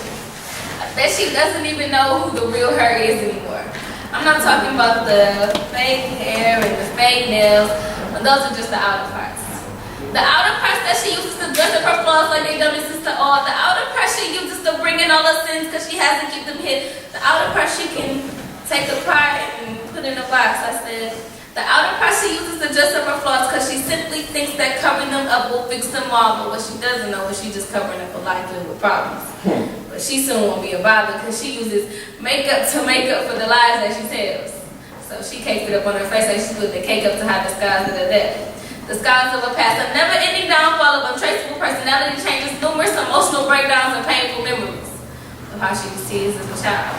I guess the names and the things people in the same grade used to call her was starting to catch up to her in some of the worst ways. She has yet to have a good day because she's always where she goes to the bathroom to make sure she looks perfect. But is it worth it? First she checks her makeup to make sure there were no smudges. Then she comes ahead and makes sure it's all there. And she has a thick coat of red lipstick to hide the glitters on her lips. And she has more foundation to the cuts, bruises, slashes on her wrist. It seems like all she does is take risks. But look at her wrist. The longer you cover this up, the harder it will be to fix. But don't go through that phase where you turn on me. You go through a bunch of different guys who will honestly show you that they don't want you. They just want what you have. This is why I say she's superficial. Right now, I know she doesn't know she's the real. And now I know she doesn't know who the real her is anymore. She's not the same girl she once was back in the 6th grade. It's insane how much she changed. I remember the day it happened. I wish I could have told her differently than I did, but the problem is I wasn't there for you.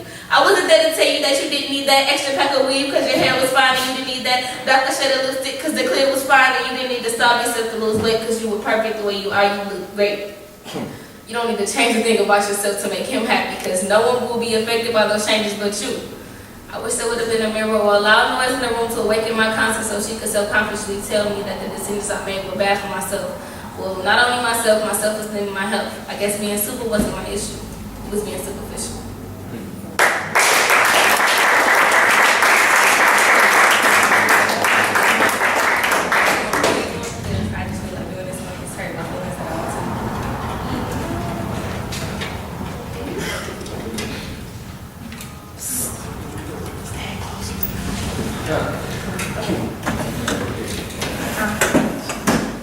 We actually want to hear you. Okay.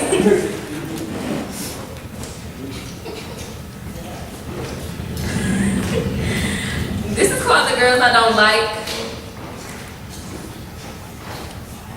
That's me. Yeah, it's me.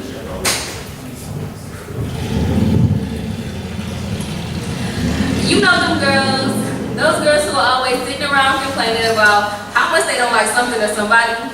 Well, those are the girls I don't like. I feel like this, if you don't like it, do something about it, because 99.9% of the time, the person you don't like probably doesn't like your stuck up ass either. Because if you don't like me, let me know, and I'll give you a reason not to like me. Consider most of the time the people who claim they don't like you, most likely don't even know you. And when you come up to them and be like, so why you don't like me? They got this lame excuse like, cause I just don't like her, or she's so good. And in my mind, I'll be thinking, you attempted not to answer my question. Probably because you don't have an answer. You sitting over there with your hands on your lips poked out like I actually give a shit what you think about me. Wow.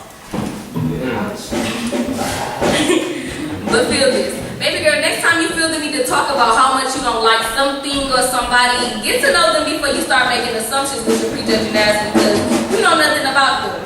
And you just gonna look stupid when they look at you and lose it and go off on your belligerent self-absorbed self. Your absorbed self, you absorb yourself to the max of the feelings of others. Is it because they have something you constantly strive for, like that extra twinkle in their eye of confidence when they step in a room, or that great spirit they get that makes you feel so comfortable and great when they come in the room or pass you in the halls? Is it so hard to love yourself and stop trying to make others feel bad so you look good in the eyes of others that are just like you? I bet deep down inside you feel bad about how you just crushed the innocent person's self-esteem, just a bit of confidence you barely had. Hanging by streets, girl, you ain't bad, you just bad at covering up your flaws. You're a cold-hearted demon and you pick at those who are humble to warm your self-esteem. Considering you have no song, it's long gone from being repeatedly misused. You're bruised. The first time you damaged the soul of another one of God's angels, God clipped your wings and dropped you from heaven long ago. Because you took advantage of the gift of others to inspire, so you despired the souls of others just to make yourself feel comfortable. And it seems like the girls I don't like me because I refuse to let them bring me down their road of self-destruction. And these are the girls I don't like.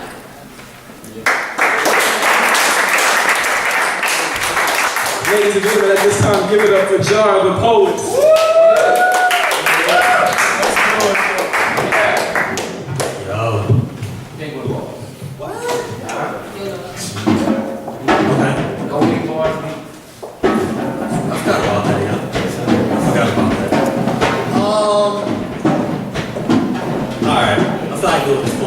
How many of y'all know what slam poetry is? I know y'all.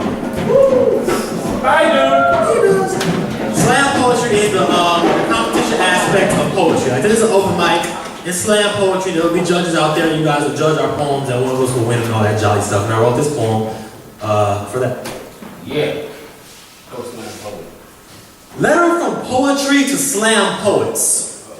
Those bursts of intelligence you keep taking credit for are a product of me searching for light, an escape route, a way to stand without body as an entity you call upon like mother or father.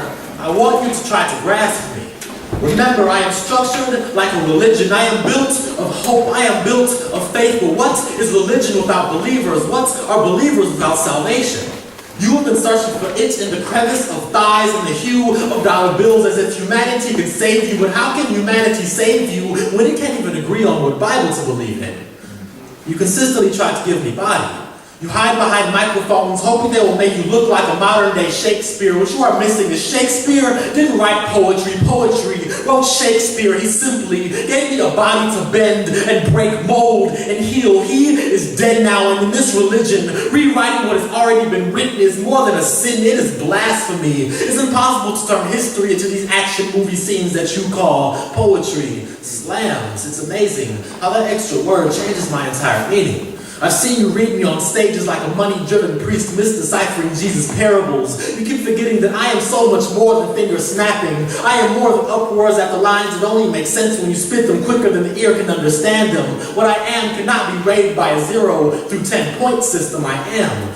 The little voice in the back of your head reassuring you that there is someone in the universe who will benefit from your story. I am. The breakthrough you experience after breaking down in front of your friends, in front of your family. I don't sound like sugar-coated snippets of a novel. I sound like children in heedless homes whose bodies are eating themselves alive from starvation. I look like 6-month-old Bianca Jones' missing child flyer still bolted in gas stations. I'm beginning to smell like a decaying body because you, slam poet, are stuffing me into my coffin. Your poems are not poems, they are engravings on my tombstone. Reasons I've decided I'd rather lay down and be a lost art instead of your abused one. It's time for you to remember your salvation. Remember when writing felt like angels being burned from your pores, when writing felt like building an ark to house the broken pieces of your heart. It's time to roll back the rock. Remove me from the microphone. Grasp me like a weapon formed within and prosper. I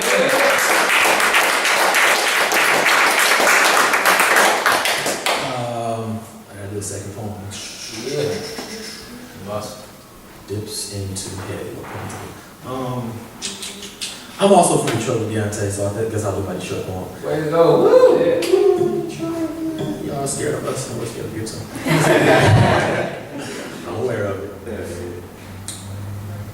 I remember always wanting to move to a small town, next to a coffee house, where I could enjoy sliding wooden chair legs, clinking china, and rising steam all tethered together by the flowing voice of some traveling poet. And I remember the day I realized I couldn't leave my city no matter how many flaws it has. Every day I contemplate the best way to fit drawn-out personal theories about why my neighborhood is filled with overgrown vacant fields in 3 minutes and 10 seconds. See, slam is easy. Saying something important is hard.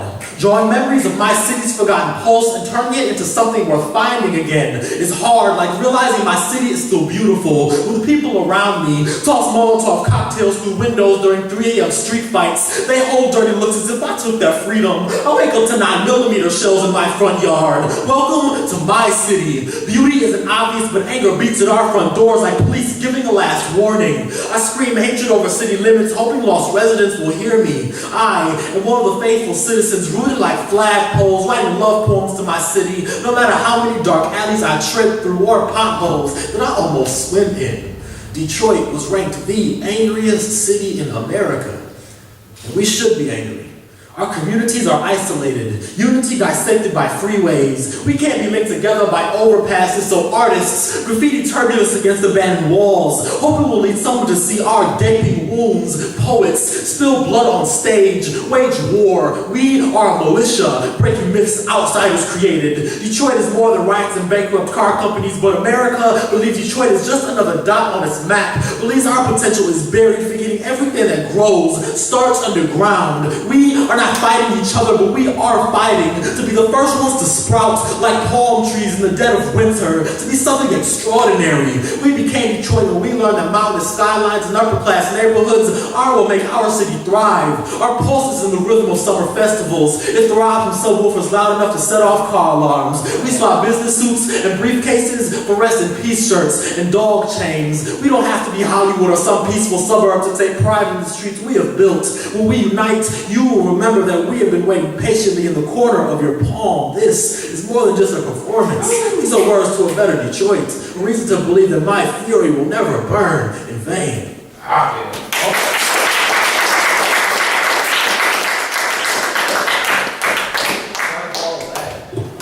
Wow. Well, Mac, it looks like you have your work cut out for you. Ladies and gentlemen, at this time, give it up for Mac.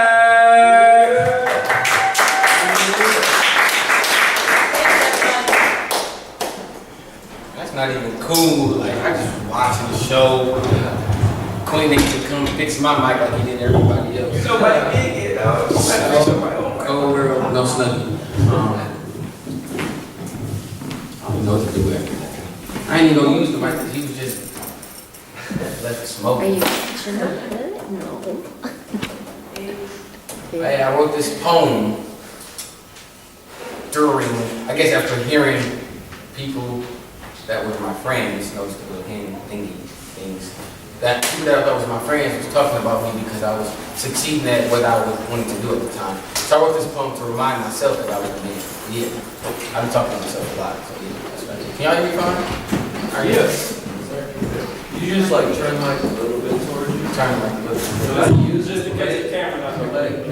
Oh, the camera. I want to be on TV, so I'm gonna use the mic. Okay. Yesterday I needed a pen. So I caught a bolt of lightning with my bare hand just to write a poem. Then I caught thunder in a jelly jar and used it as a microphone. See, I'm working. Not even my idols can afford to be idle because I'm far from a slacker. They say, Mac, what's your secret? I call it the it factor. See, this is not an introduction. This is a reminder that you don't want to see me like your substitute butt crack. So I'm going to take y'all to school. So prepare for your hardest lecture in your worst semester, and I'm your meanest professor. I've been doing this since my mom was in her 3rd trimester. You know, those stretch marks on her belly was just me writing my poetry. See, I came in this world doing this, so of course I'm going to take a few out. And like a war going on inside your head, I've come with Uzi like onomatopoeias, shotgun like similes, grenades packed with alphabets of words. In other words, I'm about to blow your mind. See, this isn't a talent, it's more of a bad habit. I won't go away like that rascally rabbit. How I put together phrases are going to bug you. You are now witnessing a supernova and the ice age on stage at the same time. That's just a reminder that my type of writing is rare. It's not too many like me. I make it hard for poets to go after me, like Jar did, and that's why don't too many like me. My words get to your mouth like a tongue, and that's why so many try and bite me. Nowadays, they're giving me pennies for my thoughts. I'm on my Abe Lincoln. I amaze myself so much, I be talking to myself like, Mac, what's up? Bro, what do you be thinking? See, they said the force was strong within me. and my pen is a lightsaber, so from now on, call me Obi-Wan Poetry. They let me spit, now I'm leaving behind a legacy, chasing all my dreams. And it sounds like people still sleeping on me, so watch me pop open eyes like I just finished spinach. You think I'm cocky now? This is only the beginning. Just wait till I'm finished. See, from what my pen states, I gotta be kin to Sandusky because I've been feeling myself since I was a little boy, and ain't nothing gonna change. The doctor knew there was something wrong with me, so he put a port in my arm to monitor my brain activity when I write. He read the charts and said, oh my gosh, something isn't right. Get him in here. He's the beast called a vet. They gave me a cascade and read a few poems. I ain't even write yet. I'm going crazy. See, when I write, my right arm starts to itch, my left leg shaking, my eyes begin to twitch. My best friend said I got poet Tourette's. Warning, will bust out into random poems at any given moment. And they also discovered my mental cycle got a menstrual cycle. Every time my thoughts flow, they go to the pad, period. I'm bad. I don't know what my fingertips are thinking. I said my mental cycle got a menstrual cycle. Every time my thoughts flow, they go to the pad, period. I'm bad. I don't know what my fingertips be thinking. I just get a hold of a pen and it spaz out. I know a poem is done and then I black out. See, this happened after I walked past the writer's block where Kingpin Pros served me and pushed a pen into my veins. I've been sick ever since. They have a theory that something is wrong with my brain. Either that or I have to be something close to God, son. See, King Hen gave me wisdom on how to snatch wicked wigs back. He said, yo, Mac, you gotta be explosively sick with this, like C4 line with syphilis. But I was like, Hen, I'm deadly. Plus my pen stroke is raw, so I'm giving everybody hearing aids. See, my name got a buzz and I ain't even old enough to drink it. I'm Mac, and I'm nobody big yet.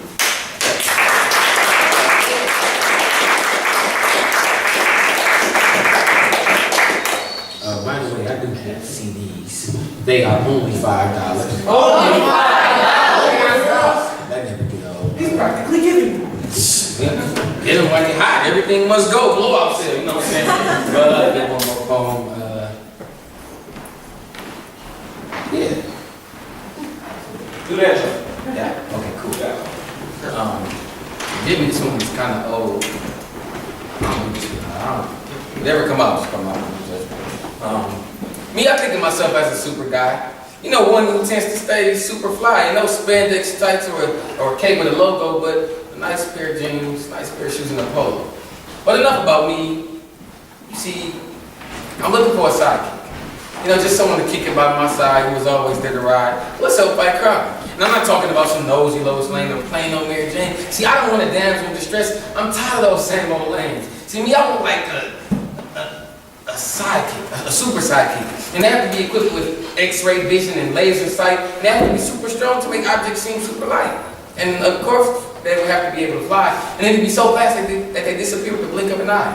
And for us to get out and about, there would be no need for an insane screamer cry, no emblem in the sky. See, we would just take the time out and fly.